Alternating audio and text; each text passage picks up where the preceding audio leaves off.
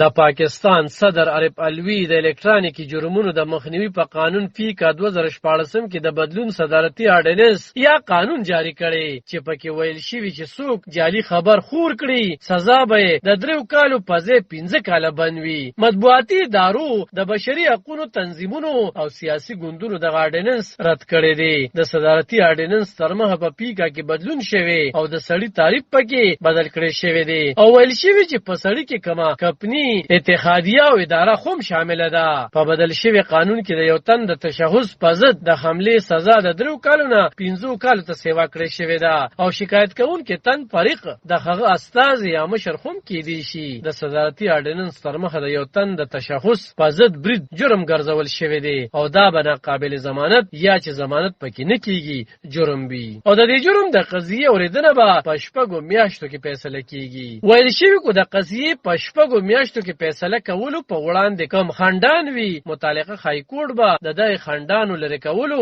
امر کوي او متعلقه ادارو ته به د خندانو لری کولو وایي. د قانون وزیر پرون نسیم د یاد صدارتي فرمان د لارې په قانون کې د بدلون پړه پرون د اتوار پروز په شلمه پروره په خبره غونډه کې ویلی وو چې د ناسمو یا جعلي خبرونو د مخنیوي لپاره دا ډیر ضروری ګامو. د نوموړي وزیر نه پوښتنه شوې چې د پیکا په قانون کې د بدلون لپاره صدارتي اډیننس په داسې حال کې جاری کړی شوی چې په روسلو کې د مرکزی وزیر مراد سعید او خاتون ولیا وزیر اعظم د مرمن او ججانو په ضد په ټولنیزو رسنیو کمپاین چلیدلې دی او آیا په دې قانون کې به وزیر اعظم ته استثناء فاروق نسیم ویل چې استثناء بچاته هم نوي د هر چا په ضد شکایت کیدی شي او زیاته کړه چې د چیف جسټس ګلزار احمد په ضد ناوړه جبه وکارول شو. د خاتون اول او عمران خان په اړون غلط خبرونه خواره شول چې هغه کور پرې خو دی او طلاق یې شوی دی. دا کم ډول خبرونه دي؟ د پاکستان د بشري حقوقو کمیشن ویلي چې دا قانوني بدلون غیر جمهوریت دی او دا به د حکومت او ریاستي ادارو په ضد تنقید کوونکو په ضد وکارول شي. کمیشن دغه صدارتي اډیننس په سمدستي ډول د بیرته اغستو غوښتنه کړې ده. په پاکستان کې د خبريالانو مرکزی اتحادیه پاکستان فدرال یونین اف جرنالست پی اف یو جی ویلي چې پی اف یو جی